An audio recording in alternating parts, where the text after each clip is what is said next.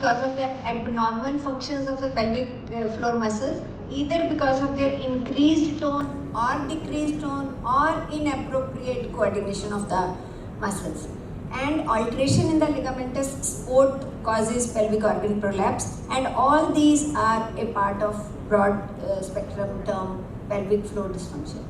And pelvic floor musculature, this hammock is the main support, pelvic diaphragm with three organs supported over it: bladder, uterus and rectum, and that is why all these symptoms are interrelated. And for conceptualization, this is for the benefit of the PGs and the younger colleagues, that clinically these can be urological manifestations, gynecological manifestations or colorectal because of the close proximity of these three organs. And anatomically, anterior compartment with the bladder, middle, vulva, vagina, and posterior with anus and rectum. While for the lay people, it's pee, poo and pressure, right? So this is something. Yeah, okay. So this is the new terminology by International Urogenital Association as well as International Continence Society. So they have divided pelvic floor dysfunction into 5 domains, which includes urinary, anal, prolapse, dyspareunia and chronic pelvic pain. So all of these are a part of pelvic floor dysfunction spectrum. There is not a single specific risk factor for the pelvic floor dysfunction. There are many causes for the pelvic floor dysfunction, but most important and one of the definite causes is the parity, labor, pregnancy and added on by age. Most of the risk factors are unchangeable. So you have to have pregnancy, you have to have labor. Even cesarean section is also not completely without causing pelvic dysfunction. So you have to have labor and pregnancy. So then what to do? You have to have the prevention from the very early stage. So prevalence is very difficult to say individually for every component, but almost 2/3 of the women have any one of the components of pelvic floor dysfunction. And vaginal deliveries, instrumental deliveries, this is one of the. So having pelvic floor dysfunction is not the end of the world. So we have to have pelvic rehabilitation to prevent pelvic floor dysfunction.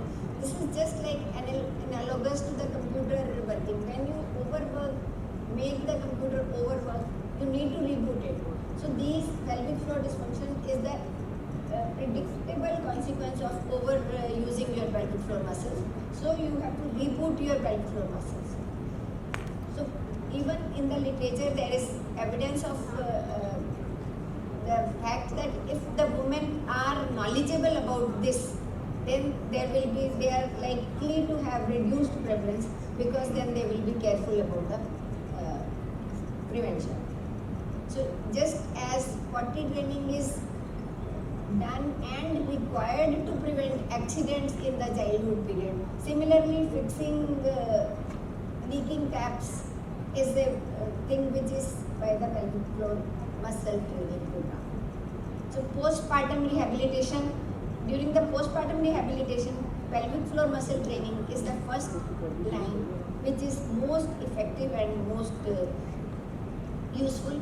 Apart from the manual manipulations, there are electrical stimulation, biofeedback therapy and other neuromodulations by different devices which are available.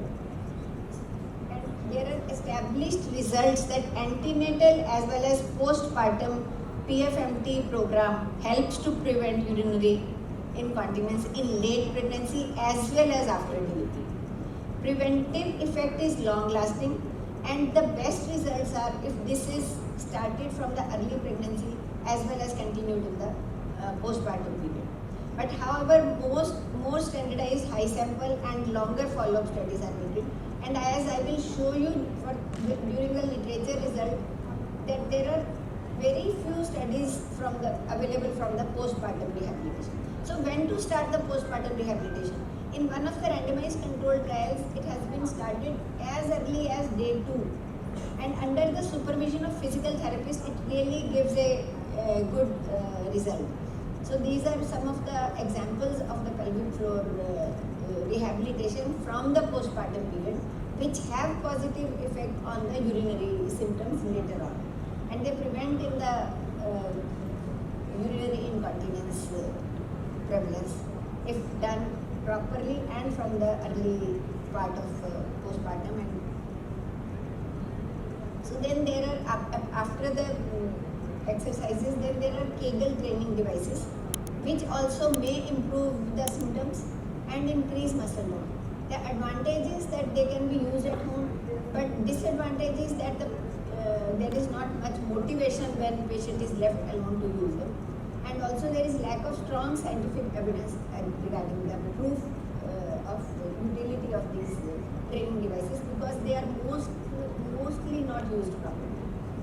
The epi-node device also does not significantly reduce perineal trauma and episiotomy rates. Perineal massage and pelvic floor muscle trainings may give promising results in reducing the tears and episiotomy rates, but high quality studies are still not available. So this is one of the studies available after 12-year follow-up of conservative management of postnatal urinary and fecal incontinence and prolapse outcome. And as you say, in the short term there was benefit, but at the end of 12 years the benefit was not much. So similarly, another study from China, this has compared electrical stimulation and biofeed technique versus home exercises. And here statistical significant improvement between the treatment and the control group at 1 year of postpartum period. So this is a biggest review available so far, with 77 articles where there have been 9 systematic reviews and 68 clinical trials, which include RCTs also. These are the only number of studies which are available from the postpartum period. So the results of this review are pelvic floor muscle training program and pelvic floor dysfunction have been analyzed in 10 RCTs with conventional exercise program along with in the intervention group PFMT used with rehabilitation devices plus minus injections of collagen. So electrical stimulation with biofeedback and direct electrical stimulation of the vagina showed promising results in decreasing prolapse symptoms. In one trial where maximum result was seen, there the intervention was started very second day of postpartum, and transvaginal electrical stimulation did not show much improvement in the questionnaire study on muscle spasm. So sexual life quality was analyzed in 7 RCTs, and there is only low quality evidence because of small size, and bigger studies are needed.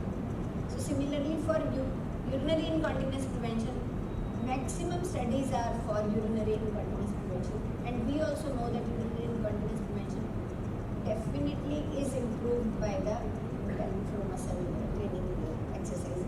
And 22 RCTs have been reported in this bigger review, and 3 trials showed the great effect of combined rehabilitation methods, that is conventional exercises with electrical stimulation, but one big sample has not shown any improvement. So systematic reviews from antenatal and postpartum PFMT in this bigger review says that there is lack of high quality randomized and standardized studies. It's very hard to avoid randomization bias in these interventions due to difficulty in blinding. So despite clinical heterogeneity, still it shows that there is promising result in reducing incontinence and improving quality of life, sexual activity, and anal incontinence course after pregnancy and delivery. Conclusion of this bigger review with 77 articles shows that PFMT is helpful in preventing pelvic floor dysfunction in the prepartum as well as the postpartum period, and good results are demonstrated by using biofeedback therapy with follow-up up to 7 years. High quality studies are still needed for the sexual function and also for the devices like electrical stimulation, transvaginal electrical stimulation, sacral neuromodulation, radio frequency, Kegel training, etc. They do not have much high quality evidence, randomized controlled trials. So these are needed for the future research for the definite answers. And in practice, prepartum counseling about how to prevent pelvic floor dysfunction during pregnancy and after labor is very necessary from the point of view of pelvic floor dysfunction prevention. And women should be encouraged to perform pelvic floor muscle training in prepartum as well as postpartum period because of the proven positive effect. As we always know, prevention is definitely much better than when the cure is needed later on. And national strategies for pregnancy and postpartum pelvic floor rehabilitation program should be a priority in national healthcare systems due to high prevalence of pelvic organ prolapse and urinary incontinence.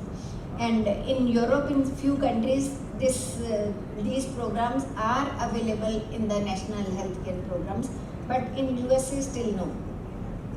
So every pregnant woman should learn how to prevent pelvic floor trauma during labor and how to rehabilitate pelvic floor muscles after labor. Pelvic floor muscle training has promising results in pelvic floor dysfunction prevention and even treatment in the early stages of these conditions. And although there is a lack of long follow-up studies, existing clinical trials and consensus of experts does show compliance with the use of this treatment.